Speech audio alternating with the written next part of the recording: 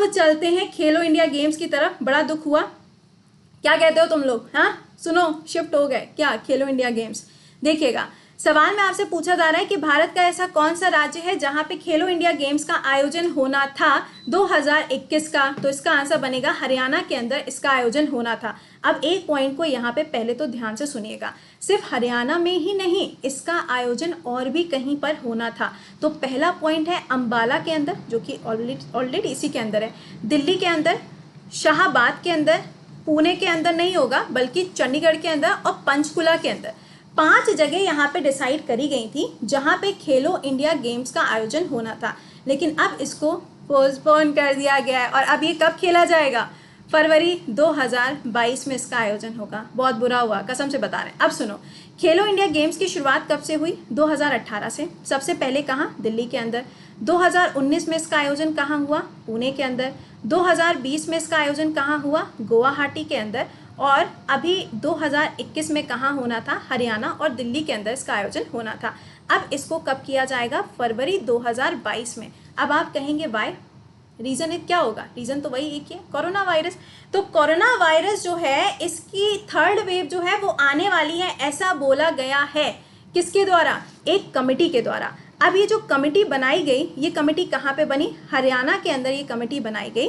और इस कमेटी को हेड किसने किया है? तो इसको हेड किया गया है खट्टर जी के द्वारा, यानी कि मनोहर लाल खट्टर जी ने इस कमेटी को हेड किया और बोला कि भाई हमसे ना हो पाएगा, चलो ठीक है कोई बात नहीं, लेकिन ये तो बता दो कि हमारे नए वाले स्पोर्ट्स मिनिस्टर कौन बने हैं, ये तो बता दो, कम से कम ये तो बताना बनता है। अच्छा, ये जो यहाँ पे मैंने गुवाहाटी लिखा हुआ है, गुवाहाटी के जब ये मैचेस हुए थे या फिर खेलो इंडिया गेम्स जब हुए थे, तो इसका मैस्कॉट क्या था? तो इसका मैस्कॉट था क्या? जय और विजय, याद रखिएगा। और इस बार का जो ये मैस्कॉट यहाँ पे बताया गया था, उसका नाम क्या था? धाकड़। तुम में से कितने लोग हैं जो धाकड़ है वो सुना होगा आप लोगों ने? गाना नहीं आता, कितनी धाकड़ है धाकड़ वाली, हरियाणा और धाकड़ शब्द दोनों साथ में जुड़े हुए हैं। तो इस बार का जो मैस्कॉट है वो क्या है? वो है थोड़ा सा शुद्ध हिंदी भाषा में धाकड़, याद रखिएगा, इंपॉर्टेंट बनेगा।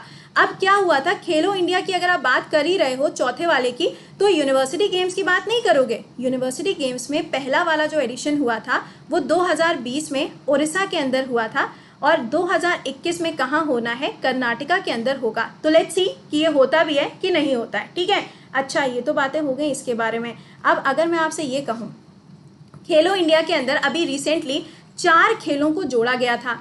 पहला कौन सा हो जाएगा? पहला तो वही थंगला हो जाएगा। कहाँ का था? मणिपुर का था, पहला हो गया। दूसरा कौन सा यहाँ पे बनेगा? दूसरा गटका हो जाएगा, ये कहाँ का? पंजाब का है।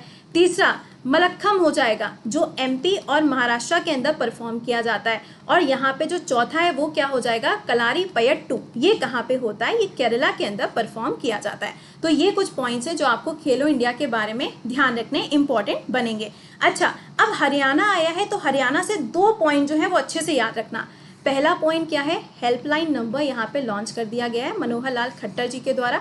दूसरा, यहाँ पे प्राण वायु देवता पेंशन योजना भी अभी रिसेंटली ही लॉन्च करी गई है, और यहाँ पे अभी रिसेंटली नए राज्यपाल नियुक्त किए गए हैं। नाम बस बता दो क्या है। अभी कहेंगे मैम कितनी बारी नाम पूछती हूँ, मेरे को नहीं बताना, एक बारी से नाम बता दो कि उनका नाम क्या है। ओके, ये देखो, आज तक मुझे समझ नहीं आया कि इंसान खाता क्या है। खैर, क्रिस गेल ने T20 के अंदर पूरे कर लिए हैं 14,000 रन, और ऐसा करने वाले ये सबसे पहले खिलाड़ी बन चुके हैं। तो क्रिस गेल के बारे में कुछ बातें कर लेते हैं और इनको कॉन्ग्रेचुलेशंस बोल देते हैं। देखिए, क्रिस गेल की बात करेंगे, आप सभी लोग जानते हैं वेस्ट इंडीज़ के प्लेयर हैं, इसमें मुझे कुछ बताने की ज़रूरत नहीं है, दी फेमस नेम है ना। तो यहाँ पे करेक्ट है, बिल्कुल सही तुमने बताया, 112 बिल्कुल करेक्ट है। ये देखो भैया, क्रिस गेल जो हैं उन्होंने क्या किया है, he has become the first batsman, सबसे पहले ऐसे खिलाड़ी बन गए जिन्होंने T20 के अंदर 14,000 रन पूरे कर लिए हैं।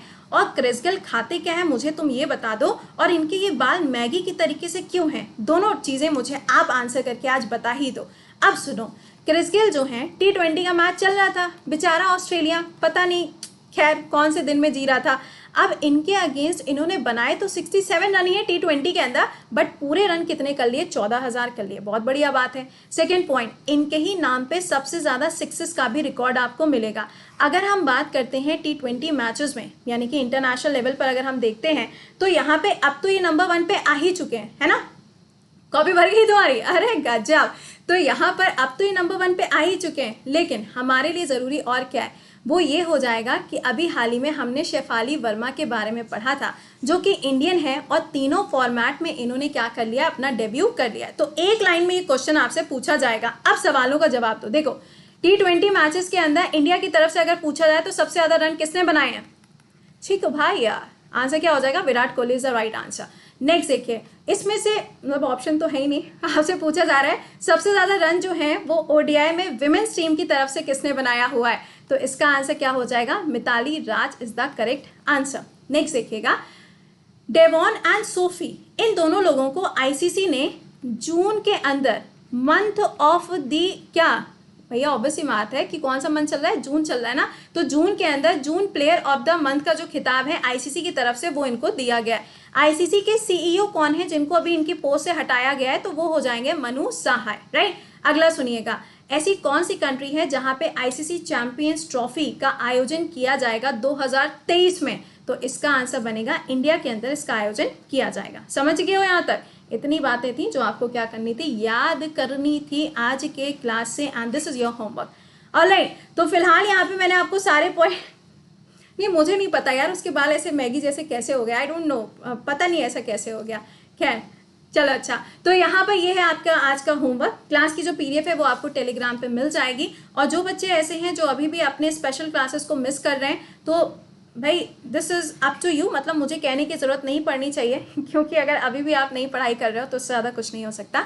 यह आपका आज का होमवर्क है जो आपको करना है कमेंट बॉक्स के अंदर, और प्रॉपरली आंसर किया करो। एक एक शब्द लिख के सबने छोड़ा हुआ है, मैंने चेक किया था, ठीक है, इसीलिए आज कुछ भी क्रॉप्ड नहीं है। तो प्लीज प्रॉपरली आंसर किया करिए कमेंट बॉक्स के अंदर।